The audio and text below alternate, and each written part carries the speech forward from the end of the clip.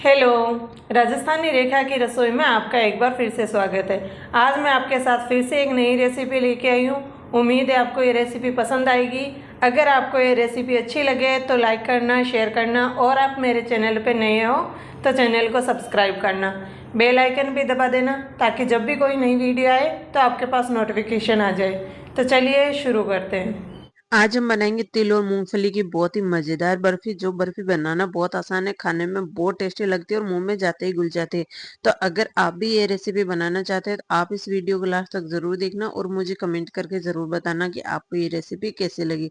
तो इसके लिए यहाँ पे मैंने 2 कटोरी मूंगफली ले ली। गैस की फ्लेम मैंने यहाँ पे ऑन कर दिया और एक पैन में डाल के आप कोई भी कढ़ाई वगैरह ले सकते हैं। उसमें आप मूंगफली को डाल के मीडियम फ्लेम पे अच्छे से मूंगफली को भून लेना है जब तक कि मूंगफली चटकने न लग जाए, बीच में से इस तरह खुलने न लग जाए और साथ ही इसके छिलके उतरना शुरू ना हो जाए।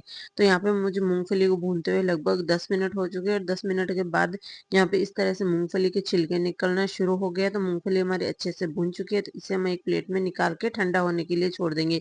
इसी पैन में मैं यहाँ पे तिल डाल रही हूँ। तो जितनी क्वांटिटी में मैंने यहाँ पे मूंगफली ली थी उतना ही मैंने यहाँ पे तिल ले लिया और तिल को भी हमें ड्राई रोस्ट कर लेना है।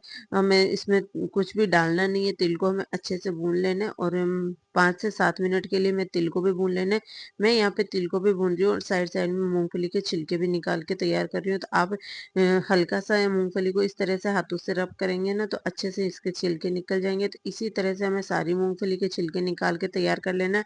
अगर आप चाहे तो मूंगफली को दोनों हाथों से रगड़ के बाद में कोई स्ट्रेनर लेके उससे आप छिलके अलग कर सकते हैं। वो बहुत ही आसान तरीका है। आपको जो भी तरीका अच्छा लगे आप उस तरीके से मूंगफली के छिलके हटा के तैयार कर लीजिएगा। तो यहाँ पे हम तिल को भूनते हुए भी लगभग 5 से 6 मिनट हो चुके हैं और तिल है वो हमारे अच्छे से चटकना शुरू हो गए। और अब हम तिल को भी एक प्लेट में निकाल के ठंडा होने के लिए छोड़ देंगे। यहाँ पे हमें तिल और मूंगफली को अच्छे से ठंडा होने देना है जब तक कि वो रूम टेम्परेचर पे ना आ जाए। मैं यहाँ पे तिल को हल्का सा इसी पैन में थोड़ा सा चला रही हूँ। पैन अभी गर्म है तो बाद में मैं इसे निकाल दिया दूसरी प्लेट में। ध्यान रखना है कि आप तिल या मूंगफली जो भी आप ले रहे हो उनको पैन में नहीं रखना है। अगर आप उसी पैन में रख रहे हैं तो आप उन्हें थोड़ी देर चलाइएगा, नहीं तो आप फिर किसी दूसरे बर्तन में ट्रांसफर कर दीजिएगा जिससे कि वो जल्दी से ठंडे हो जाए। यहाँ पे तिल है वो हमारे अच्छे से ठंडे हो चुके हैं और मूंगफली है उसके भी मैंने छिलके निकाल के तैयार कर लिए। अब हम एक मिक्सी का जार लेंगे और मिक्सी के जार में हम तिल और मूंगफली को डाल देंगे और इनको हमें दरदरा सा पीस के तैयार कर लेना है। आप चाहे तो दोनों को अलग अलग भी पीस के तैयार कर सकते हैं। मेरे पास यहाँ पे जो मिक्सी का जार है वो काफी बड़ा है तो मैंने दोनों को एक साथ ही डाल दिया। तो यहाँ पे मैंने पहले इसमें तिल डाल दिया और साथ ही मैं यहाँ पे मूंगफली डाल रही हूँ। यहाँ पे मूंगफली के छिलके मैंने हटा लिए हैं और अब हम इनको दरदरा सा पीस के तैयार कर लेंगे। तो यहाँ पे आप देख सकते हैं कि तिल और मूंगफली हमारे अच्छे से पीस चुके हैं। उसी पैन को मैंने कपड़े से साफ कर लिया, उसमें 2 चम्मच घी डाल देंगे। जैसे ही घी गर्म हो जाएगा हम इसमें गुड़ डाल देंगे। तो आपने जितने तिल लिए ना उतनी क्वांटिटी में आपको गुड़ डालना है।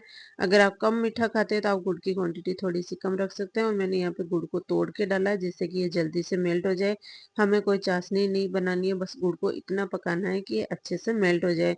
तो यहाँ पे आप देख सकते हैं मैं बीच बीच में इसे चला रही हूँ और थोड़ा सा मैंने यहाँ पे घी भी डाल दिया जिससे कि बर्फी है वो हमारी बहुत ही ज्यादा सॉफ्ट बने और गुड़ है वो भी हमारा जले नहीं, जल्दी से मेल्ट हो जाए। तो यहाँ पे गुड़ हमारा मेल्ट हो चुका है। तो अब हम इसमें पिसे हुए तिल और मूंगफली डाल देंगे। तो मैं यहाँ पे तिल और मूंगफली जो हमने पीस के रखे थे ना वो इसमें ट्रांसफर कर रही हूँ और हमें ज्यादा गुड़ को पकाना नहीं है, बस मेल्ट ही करना है। और अब हम इन सारी चीजों को अच्छे से मिक्स कर लेंगे। तो यहाँ पे जो गुड़ मूंगफली है ना वो थोड़े से चिपक जाते हैं तो उनको मैंने चम्मच से यहाँ पे निकाल दिया और पूरा इसमें डाल दिया। अब हम इसमें फ्लेवर के लिए थोड़ा सा इलायची पाउडर डाल देंगे। अगर आपको पसंद है तो आप डालिएगा, नहीं तो आप इसे स्किप कर सकते हैं। और अब हमें इसे मिक्स करना है। हमें मिक्स करके गैस की फ्लेम बंद कर देनी है, ज्यादा पकाना नहीं है। आप चाहे तो पहले भी बंद कर सकते हैं लेकिन मैं यहाँ पे बाद में बंद कर रही हूँ। जिससे कई बार क्या होता है कि हम मिक्स करते करते गुड़ ठंडा हो जाता है तो अच्छे से सारी चीजें मिक्स नहीं होती।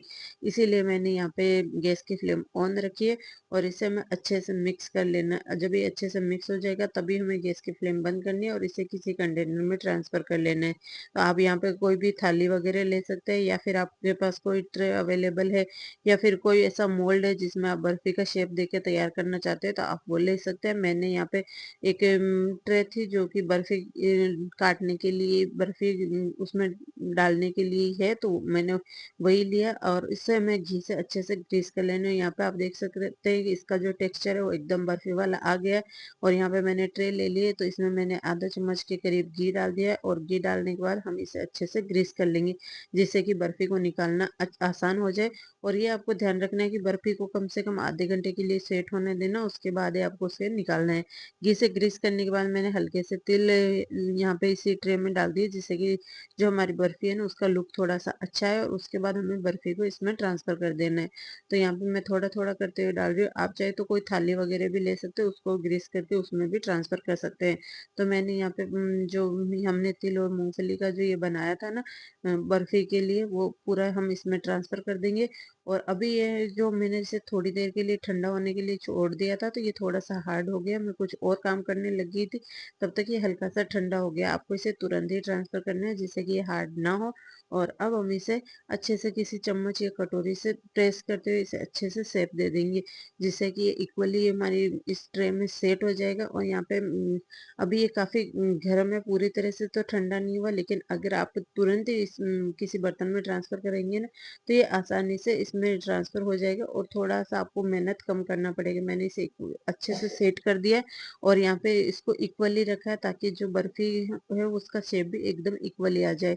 और लास्ट में हम थोड़े से तिल इसमें ऊपर से डाल देंगे, जिससे कि बर्फी का लुक अच्छा है। और यहाँ पे मैंने 2 से 3 बादाम लिए थे, उसको भी मैंने डाल दिया और हल्का सा हम इस तरह से इसको चम्मच से सेट कर देंगे, जिससे कि तिल है वो बर्फी के अंदर तक चले जाए। और यहाँ पे मैंने 2-3 बादाम काटे थे, तो वो भी मैं इस पे स्प्रिंकल कर रही हूँ। अगर आपके पास पिस्ता वगैरह है तो आप वो डाल सकते हैं, मेरे पास आज अवेलेबल नहीं थे। पिस्ता डालने से इस बर्फी का जो लुक है ना वो और ज्यादा बढ़ जाता है, क्योंकि इसमें जो बादाम है ना उसका कलर है वो थोड़ा सा बर्फी के जैसा ही हो जाता है, लेकिन पिस्ते का जो कलर है ना वो एकदम परफेक्ट आता है, एकदम ग्रीन दिखता है। तो यहाँ पे मैंने अच्छे से इनको सेट कर दिया और अब हम इसे काट के तैयार कर लेंगे। तो यहाँ पे मैंने नाइफ ले लिया है, मैं इसे गरम गरम में ही काट रही हूँ, क्योंकि मुझे कहीं बाहर जाना है और ये वीडियो मुझे अभी पूरा कंप्लीट करना है, इसीलिए मैं इसे गरम गरम में ही काट के निकाल रही हूँ। आपको ध्यान रखना है कि अगर आपके पास टाइम है तो आप इसे आधा घंटे के लिए छोड़ दीजिए और उसके बाद आप काटिएगा, जिससे कि जो बर्फी है ना वो हमारी बिल्कुल भी बिखरेगी नहीं। अगर आप गरम गरम में काटेंगे तो थोड़ी बहुत तो बर्फी बिखरेगी ही बिखरेगी। तो यहाँ पे मैंने इसमें कट लगा दिया और अब आप इसे मनपसंद शेप में कट कर सकते हैं। मैं यहाँ पे इसको लंबाई में काट के तैयार कर रही हूँ। इस तरह से मैंने पूरी बर्फी को काट के तैयार कर लिया और आप यहाँ पे देख सकते हैं बर्फी हमारी दिखने में कितनी अच्छी लग रही है। और अब हम इसे सर्व कर लेंगे। तो लीजिए, तैयार है हमारी बहुत ही मजेदार सी तिल मूंगफली की बर्फी। उम्मीद है आपको ये रेसिपी पसंद आई होगी। अगर आपको ये रेसिपी अच्छी लगी हो तो वीडियो को लाइक करना, फैमिली एंड फ्रेंड्स के साथ शेयर जरूर करना और मुझे कमेंट करके जरूर बताना।